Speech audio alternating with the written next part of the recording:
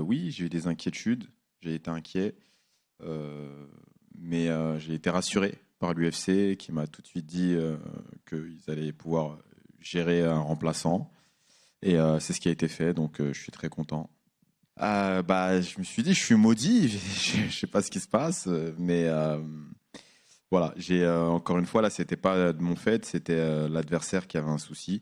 Donc à partir du moment où on m'a expliqué qu'il n'y aurait pas de problème et que j'aurais un adversaire, j'ai été tout de suite confiant et rassuré.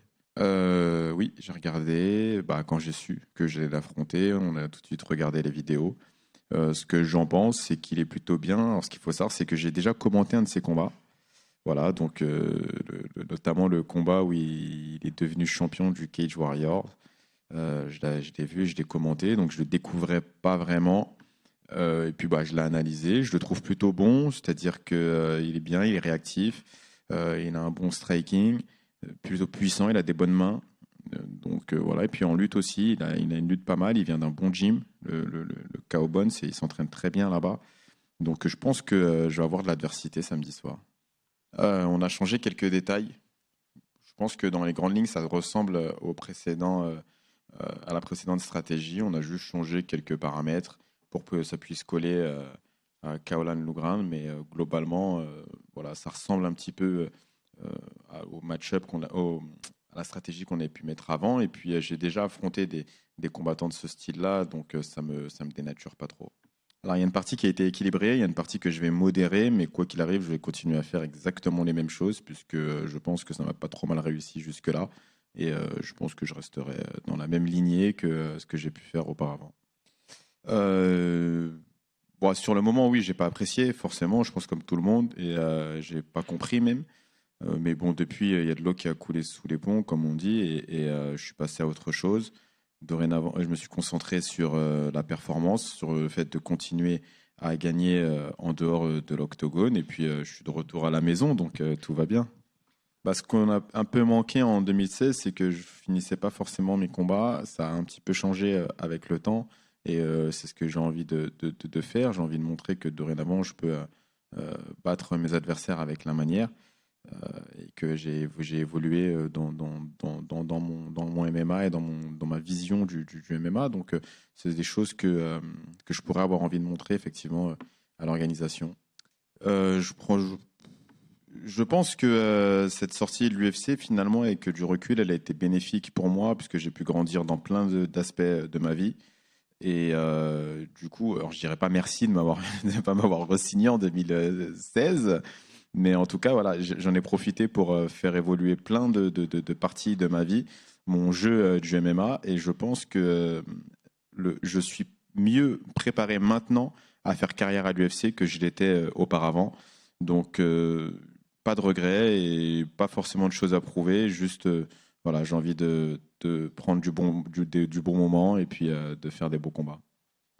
Bah en fait, je pense qu'on peut avoir des ambitions, des objectifs, tout en prenant du bon temps. Les deux ne se sont pas opposés. Et effectivement, je suis encore jeune, je suis en pleine santé, je viens seulement de revenir à l'UFC. Je pense que tous les objectifs des combattants quand ils signent dans une nouvelle organisation sont les mêmes, que ce soit l'UFC ou ailleurs, c'est de devenir champion de l'organisation. C'est pas à l'ordre du jour, soyons réalistes. Mais voilà, j'ai dans l'idée de travailler dur, de m'entraîner dur et d'aller le plus loin possible dans cette nouvelle aventure.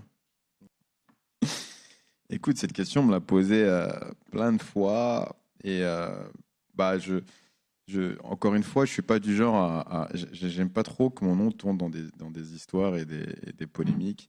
Et donc, je vais sauter mon tour pour celle-ci. Mais ce que je peux te dire, c'est que bah, je suis parti parce que forcément, je me sentais plus heureux.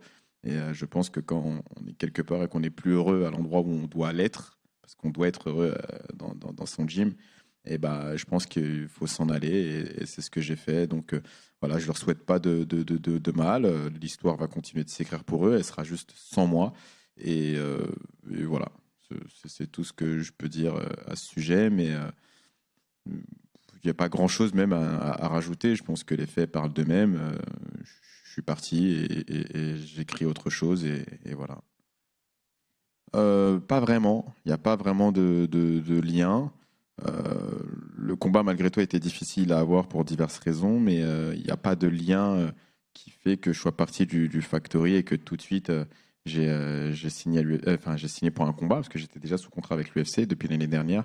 Donc voilà, il n'y a pas vraiment de causalité entre les deux. Ça se passe très bien, on est très bien encadré. Johnny Frachet fait un très bon travail au sein de la salle avec Diego Bologna et je suis content. Je suis très content. J'arrive là-bas avec le sourire, je suis heureux à nouveau et voilà, et je me sens bien et prêt à performer. Bah, j'ai pas la réponse à ça. Je suis pas sûr que quelqu'un puisse me la donner d'ailleurs. L'année dernière, quand je me suis blessé, j'étais apte à recombattre dès décembre. Et c'est vrai que j'ai été assez surpris de ne pas recombattre au milieu de l'année, surtout qu'il y a des cartes quasiment tous les week-ends. Donc, j'ai pas forcément compris, mais je pense qu'il y a une raison à tout et que tout s'explique. Je l'ai juste pas moi cette raison, mais je pense qu'il doit y avoir une raison et voilà. Mais j'ai pas compris pourquoi j'ai pas combattu plus tôt. Après, c'est pas moi qui gérais ça, hein. Donc, j'avais un manager qui faisait la transition entre moi et l'UFC. Donc, qu'est-ce qui se disait, je sais pas. Mais c'est vrai que j'ai pas compris pourquoi j'avais pas combattu plus tôt. Je suis assez mauvais pour parler de moi-même, donc et pour te dire, ça me met même mal à l'aise quand on dit des choses bien à mon sujet et que je suis présent. Donc du coup, je suis pas le meilleur client pour ça, pour me vanter, mais je pense que je suis un combattant qui est plutôt stratégique, euh, qui est bon dans la tactique et surtout dans l'adaptabilité au fur et à mesure du combat. Et voilà, je pense que j'ai une boxe plutôt bien et je suis globalement complet. Donc voilà ce que je pourrais dire, les grandes lignes de Taylor Lapillus, si je devais décrire. Totalement. C'est un petit peu comme quand on dit que le coaching vous aide à devenir un meilleur combattant.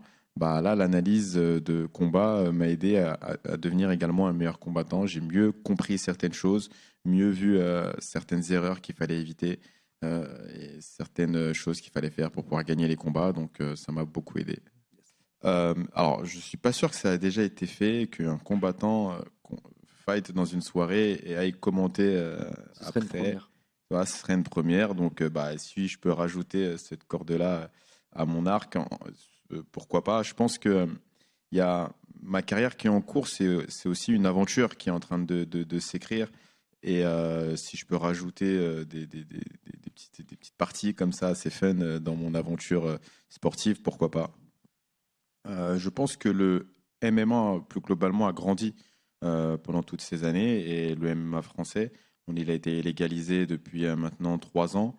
Il y a eu une croissance absolument extraordinaire et moi, je suis content de voir que je suis plus le seul petit Frenchie de l'organisation comme ça a pu l'être dans le passé et qu'on est dorénavant 9 sur la carte. Je pense qu'il n'y a aucun Français qui imaginait qu'il y aurait 9 Français sur une carte UFC. C'est-à-dire que pour remettre un petit peu l'historique, à l'époque où je signe à l'UFC, je dois avoir 21 ou 22 ans. J'étais le plus jeune Français à signer à l'UFC. Je ne sais pas s'il y en a un plus jeune qui a signé entre-temps.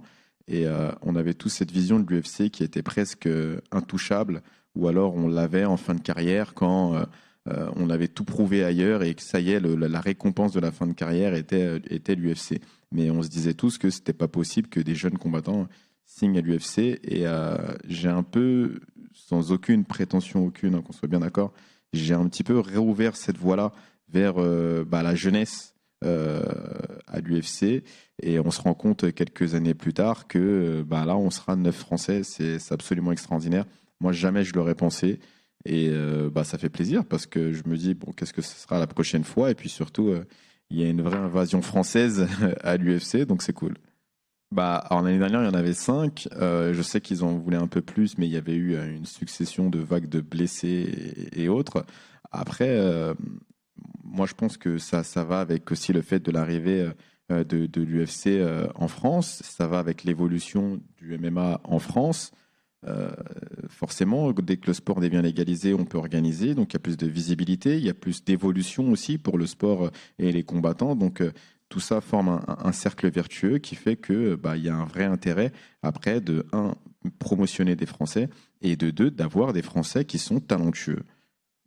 J'espère et ça pour le faire ça vient de la part des combattants français en faisant des performances, en brillant, que ce soit à Paris ou ailleurs. Et ça vient même du public français. Le public, je pense qu'il a une carte aussi à jouer dans cette histoire en montrant l'engouement qu'il y a sur cet événement et donner envie à l'UFC de revenir 2 fois par an, comme on peut le voir à Londres.